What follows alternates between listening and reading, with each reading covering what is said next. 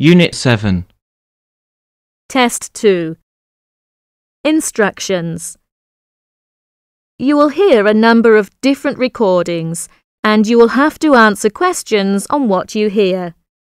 There will be time for you to read the instructions and questions and you will have a chance to check your work. All the recordings will be played once only. The test is in 4 sections. Write all your answers in the listening question booklet. At the end of the real test, you will be given 10 minutes to transfer your answers to an answer sheet. Now turn to Section 1. Section 1. In Section 1, you will listen to an interview about the homestay program between a coordinator and 3 students. As you listen, fill in the missing information in the chart. If a student's experience in the first homestay is positive and very good, make 2 ticks. If it's okay, make 1 tick. If it's not good and there are negative feelings, make a cross. Look at the example and questions 1 to 8. Now you will hear the interview for Section 1 and fill in the form as you listen, because you will hear the recording once only. First, have another look at questions 1 to 8.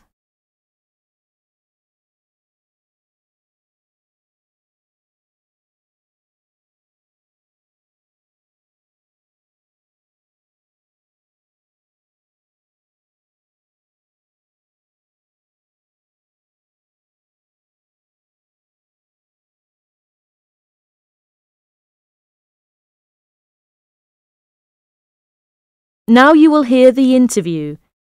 Listen carefully and fill in the form. Hi, Fumi. Come in. How are things? OK. Hi, Linda and Ali. How are you? Fine, thanks. Well, as I explained on the telephone, I'm a coordinator of the homestay program here at the Student Services section of the university, and I'm doing a survey on host families to help me draw up a guide for new students. So I'd be grateful if you could tell me about your own experience on the homestay program. Right. Good idea. Now, Fumi, let's start with you, OK? How long have you been staying with your host family? It's about 3 months now since I came from Japan. What do you like about your host family? Oh, they're very nice to me and give me freedom to do what I want.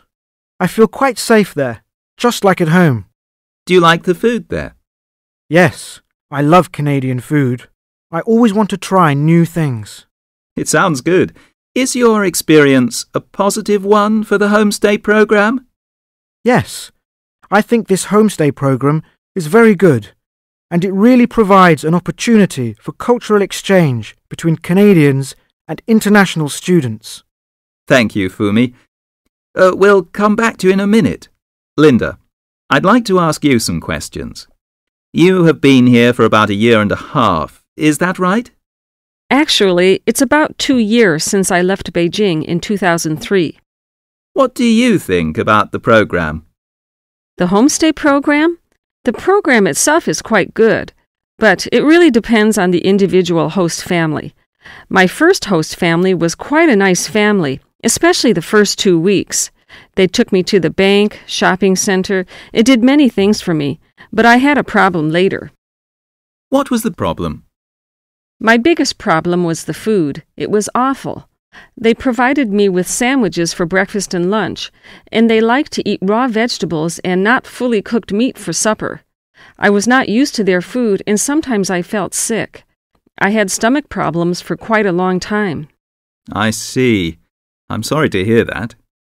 So, after 3 months, I moved out, and now I live with 2 other students in a student house. Well, Linda, if the food was changed to what you like, would you stay in that family? Sure, I would. I see. What about you, Ali? You come from Japan? No, I come from Korea. I'm sorry. Ali, how long have you been in Canada? About 8 months. Do you enjoy staying here? Yes, it's a nice place and a very good college. What do you think about the homestay program? I quite agree with Linda. The program is good. The host family is different, and if you're lucky, you may get a good one. But the first one I stayed with was really terrible. Oh, I'm sorry to hear that. Could you tell me a little more about it? Yes, my first host parents seemed very busy. They usually came back home at about 10 in the evening, so I would be hungry until they came back. Did they leave some food for you when they came back late? No, never. They didn't. They didn't allow me to cook in the kitchen, which was a house rule. That's odd. What about your room? Was it comfortable? No, it wasn't. I'd say it was awful. Their dogs often slept in my bed. I complained quite a bit about the dogs, but they weren't sorry that the dogs were in my room because my room used to be their dog's room. I'm very sorry to hear that.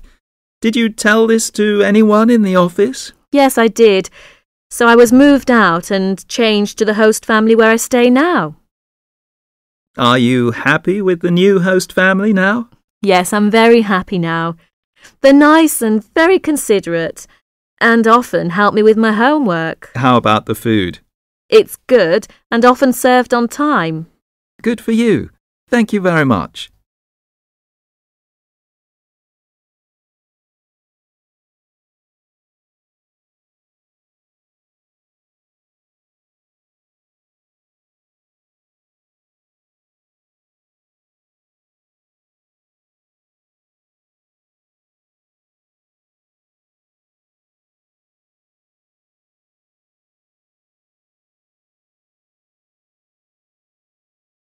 That's the end of section 1. You will have 30 seconds to check your answers.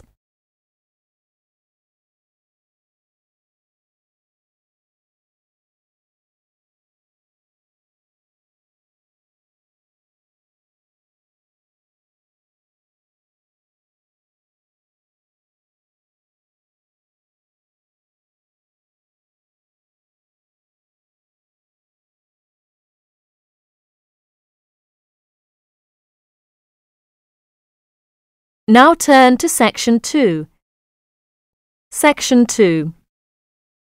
In this section, you will hear a conversation between two students. As you listen to the conversation, fill in the gaps numbered 9 to 15 and answer questions 16 to 20 by writing a T if the information is true, an F if the information is false, and an N if the information is not given. First, look at questions 9 to 20.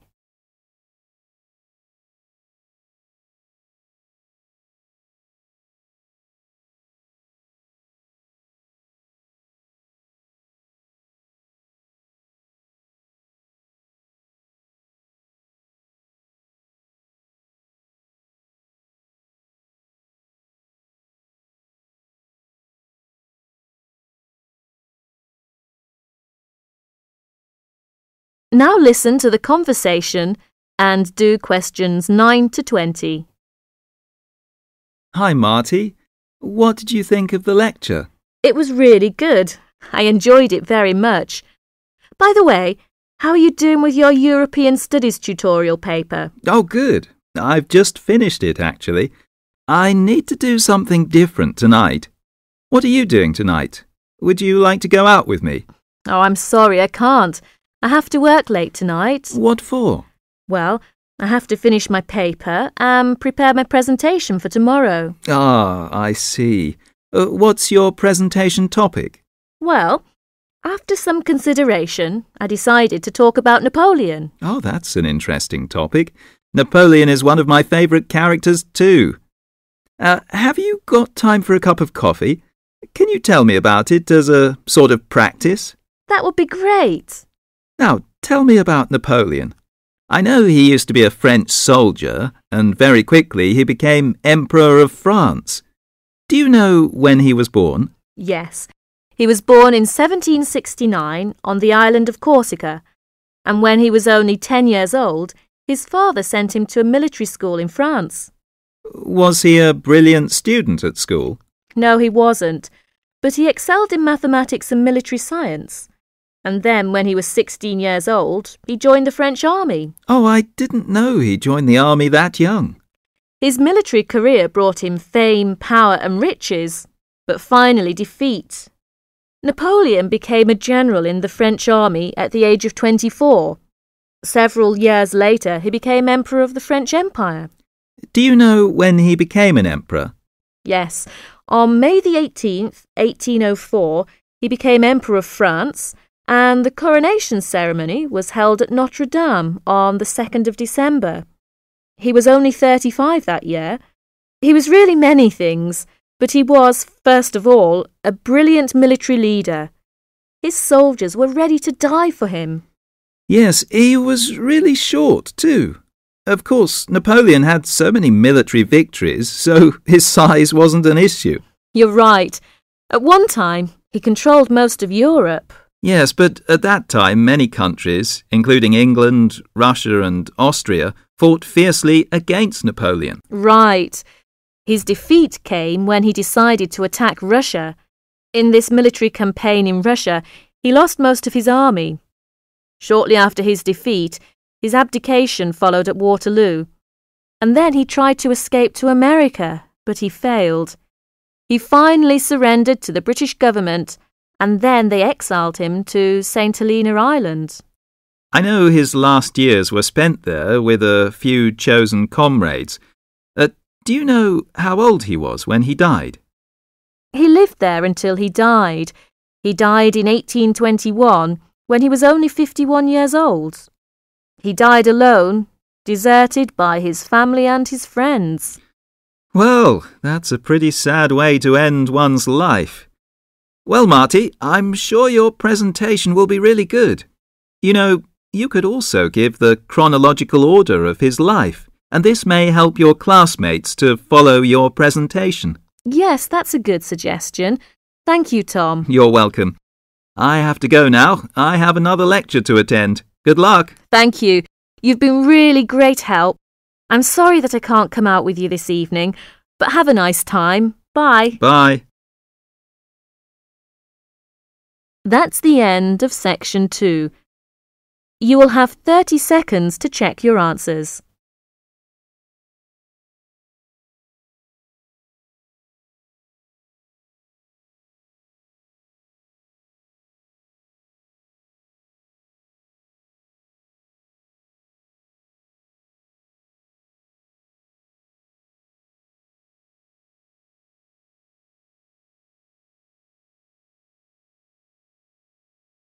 Now turn to section 3.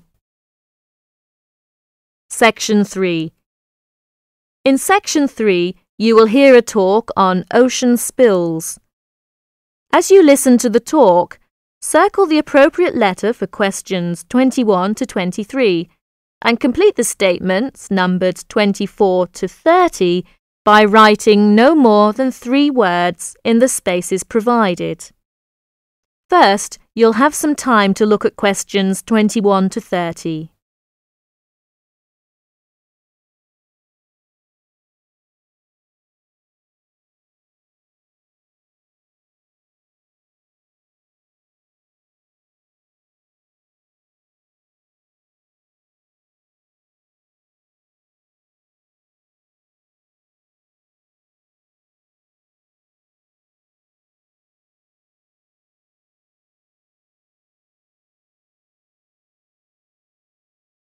Now listen to the talk and do questions 21 to 30. Good morning, everyone. Today, I'll talk about unusual ocean spills that have occurred in the world's oceans. In November of 1992, people at beaches in Canada and Alaska noticed something strange. Blue turtles, red beavers, green frogs, and yellow ducks came bobbing toward them. They soon found out where the strange creatures were coming from. A ship from Hong Kong was on its way to Tacoma, Washington, when it was hit by a severe storm in the middle of the Pacific Ocean. During the storm, huge waves washed 12 containers overboard. Inside the containers were 29,000 plastic bath toys. One of the containers opened, and thousands of plastic bath toys spilled out and began to float across the Pacific Ocean. 10 months later, the first yellow ducks arrived on the North American shore.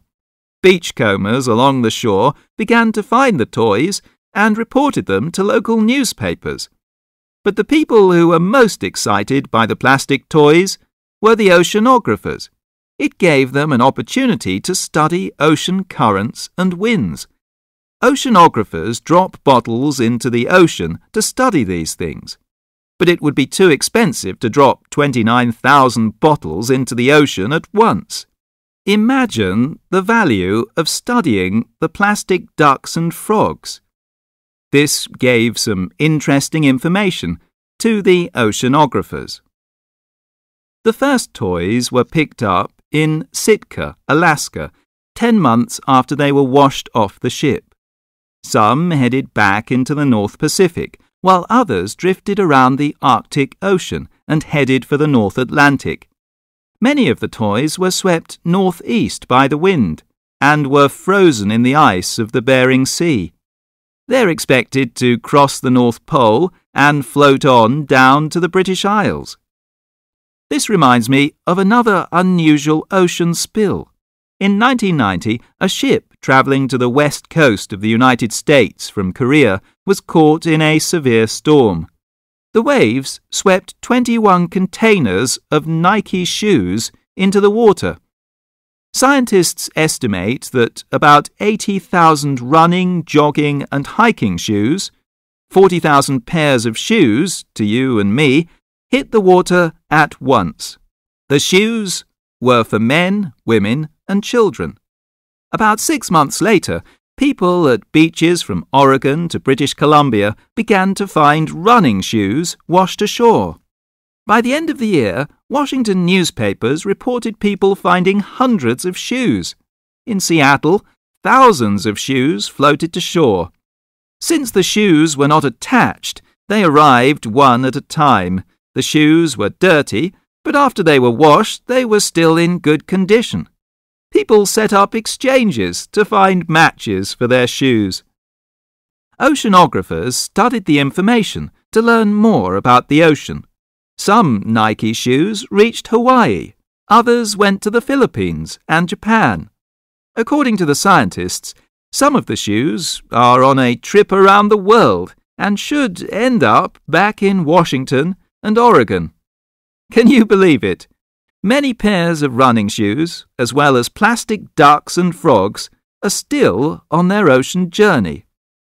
So if you go to a beach anywhere in the world, don't be surprised if you see a green plastic frog or a woman's size 7 jogging shoe bobbing toward you. So keep your eyes out so you may find free bath toys and even a new pair of shoes. Thank you for attending my lecture. That is the end of section 3. You now have half a minute to check your answers.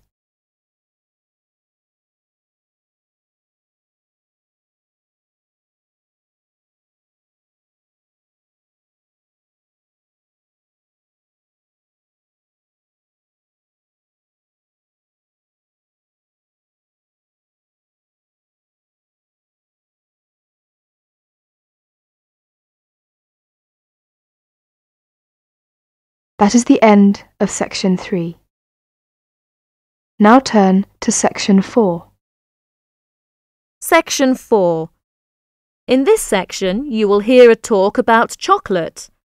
As you listen, complete the notes below by writing no more than 3 words in the spaces numbered 31 to 38 and circle the appropriate letter for questions 39 to 40. First, you will have 30 seconds to look at this section.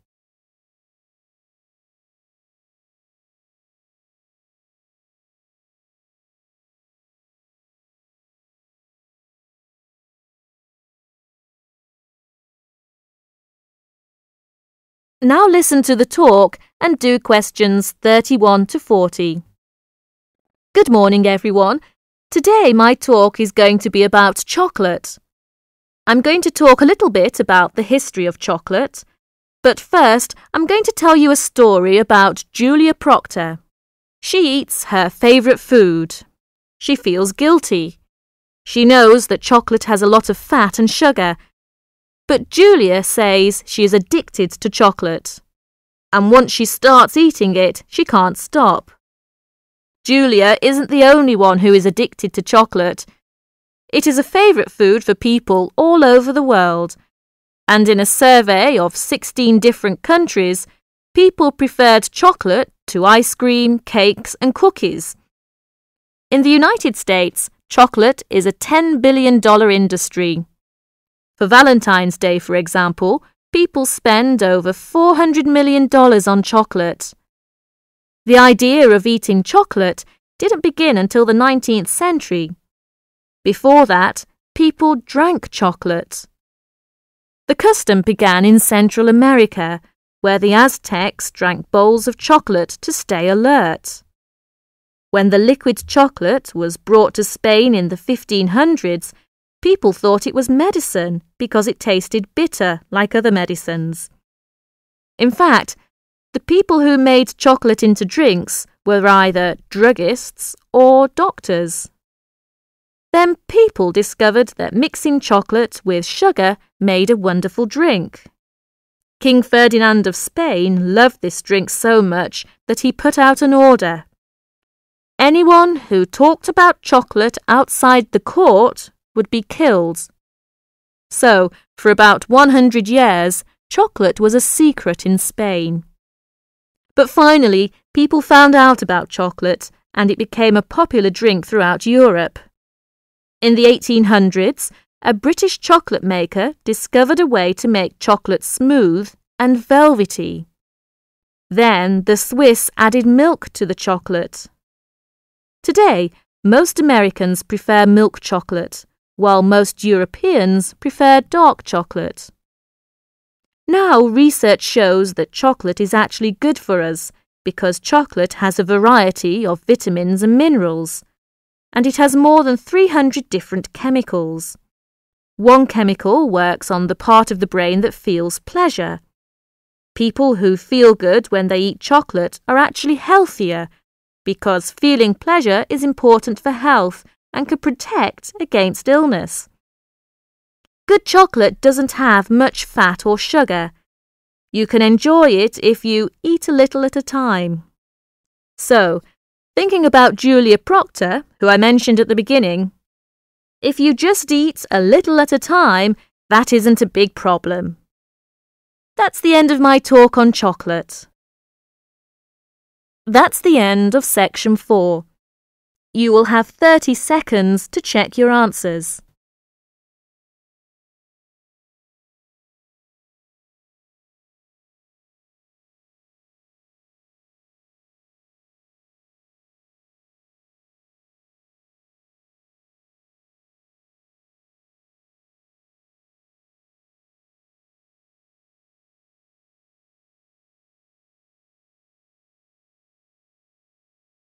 That's the end of the listening test.